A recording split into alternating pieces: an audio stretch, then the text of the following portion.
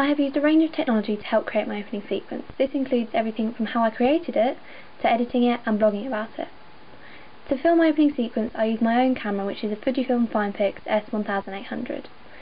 I decided to use my own camera as I was familiar with how it worked, therefore I could comfortably film the best footage I could.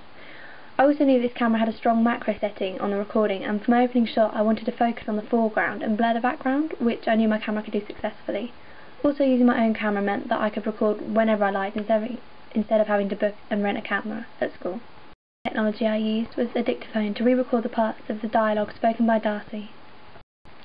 Throughout the process of creating my opening sequence, I got to use various different programs to help me make it the best it can be. The programs I used were Final Cut Express, iMovie, GarageBand, LiveType, and the internet blogging site was called WordPress.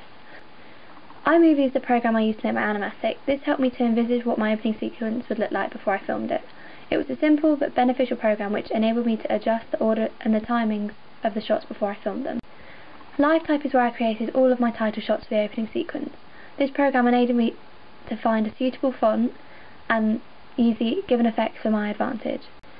GarageBand is the program where I created the sound for my opening sequence. I had been anticipating creating the sound myself because I hadn't really done anything like it before, but GarageBand enabled me to create an appropriate sound through its available tracks, stingers or jingles.